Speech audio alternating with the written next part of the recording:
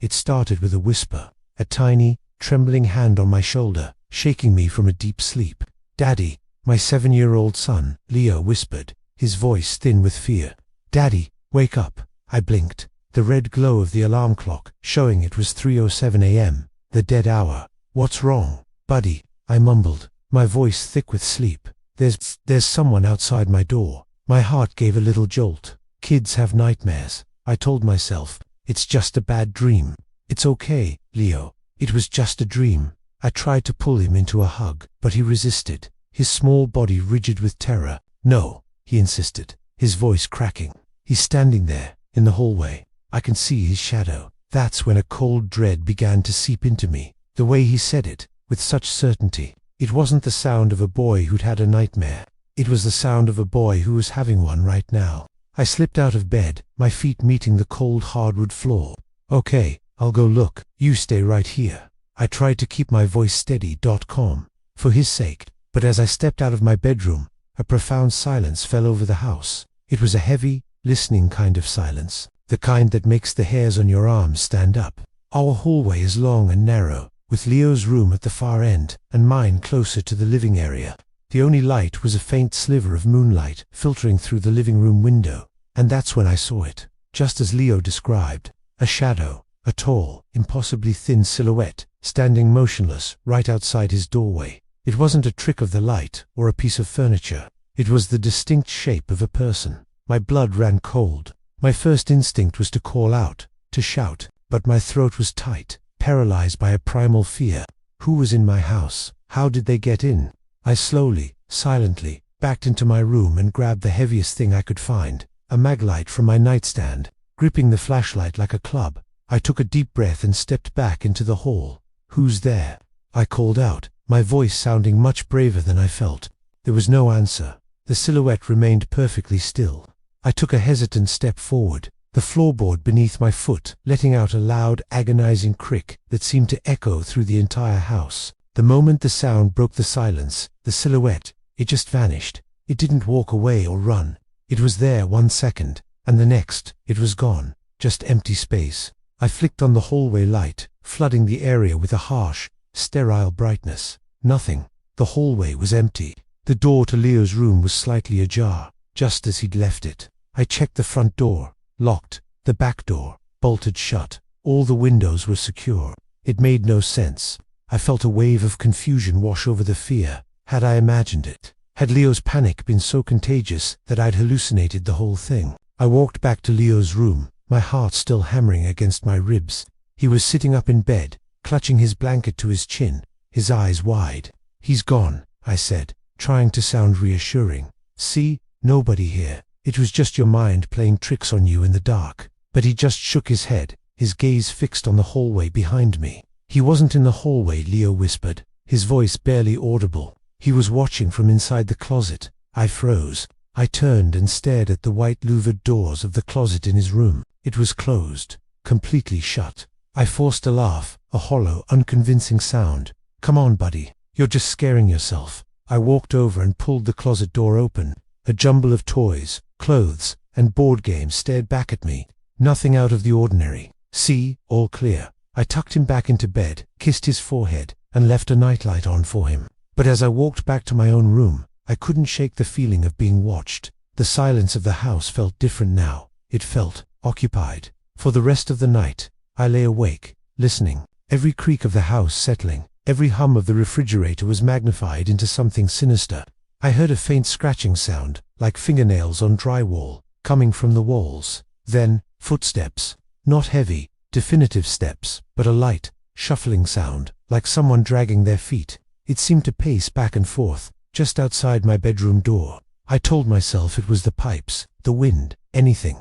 But I knew it wasn't. Just before dawn, the sound stopped. I finally drifted into a fitful, dreamless sleep, only to be jolted awake by the sound of Leo's television turning on in his room. It was 6 a.m. I went to his room, expecting to find him watching cartoons, but he was fast asleep. The TV was on, but the screen was just static, hissing loudly in the quiet room. I turned it off, and stood there for a long moment, a knot of pure dread twisting in my stomach. This wasn't a dream. Something was in our house. The strange occurrences didn't stop. they got worse. Throughout the day, lights would flicker on and off in empty rooms. Doors I knew I had closed would be standing wide open. I'd catch glimpses of movement out of the corner of my eye, a fleeting shadow that would disappear the moment I turned to look. Leo became withdrawn. He refused to be alone, shadowing my every move. He stopped playing in his room entirely, and at night, he'd insist on sleeping on a mattress on my floor. He kept saying he could hear someone whispering his name from the closet, even when the door was shut. I was losing my mind. The lack of sleep, the constant state of high alert, it was wearing me down.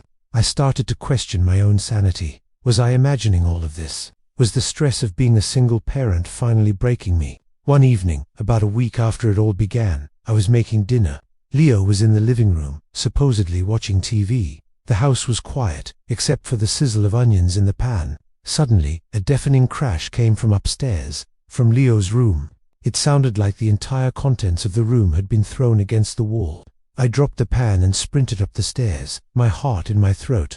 I burst into his room, expecting to see utter chaos, but everything was pristine, untouched. His bed was made, his toys were neatly on the shelf. Nothing was out of place, except for one thing. On his pillow, where his head would have been, lay a single, dead blackbird. Its neck was twisted at an unnatural angle. I felt a wave of nausea. Where did it come from? The windows were closed. How could a bird get in here? I quickly grabbed it with a paper towel and disposed of it outside, my hands shaking so badly I could barely function.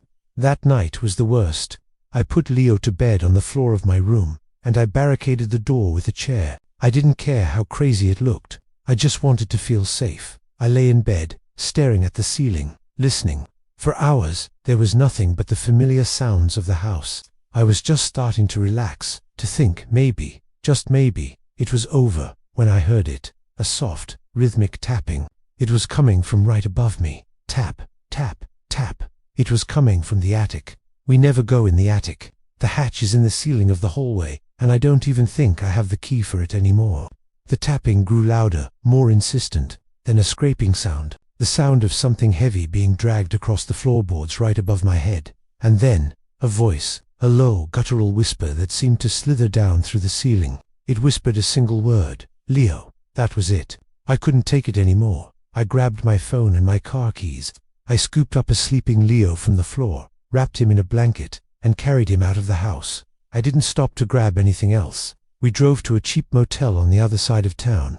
As I checked in, the night clerk gave me a strange look. "You okay, man? You look like you've seen a ghost." I just nodded, paid in cash, and took the key. Inside the sterile, anonymous room, I finally felt a sliver of safety. I laid Leo on one bed and sat on the other, just watching him breathe. The fear hadn't left me, but it was distant now, trapped back in that house. I decided then and there, we were never going back. We would find a new place, start over, forget any of this ever happened. The next morning, I called a friend, Mark, and asked him if he could do me a massive favor. I asked him to go to the house and pack up some essentials for us. Clothes, Leo's favorite toys, my work laptop. I gave him the spare key and told him to just get in and get out as fast as he could. I didn't tell him why. I couldn't. He'd think I was insane. He called me about an hour later. "Hey man," he said, his voice sounding strange. "I'm here. I've packed up the stuff you wanted, but you need to come back here, right now." "No, Mark, I can't. We're not coming back." "Dude, I'm serious," he insisted. "You have to see this. In Leo's room. It's the closet." My blood turned to ice. What about the closet? There was a long pause on the other end of the line. I could hear his unsteady breathing. The back wall of the closet. It's not a wall, it's a door, a small hidden door. It was slightly ajar when I got here, and it leads to a small, dark space. He paused again. It's the space behind the walls, the crawl space that runs through the whole house. There's a sleeping bag in here, and food wrappers, and pictures. Pictures of you and Leo. Hundreds of them. They're all over the walls. I couldn't breathe. My mind was reeling, trying to process what he was saying. The footsteps, the whispers, the silhouette. It was never an intruder trying to get in. It was someone who was already inside, living in the walls, watching us. He was never just standing in the hallway. He was always home.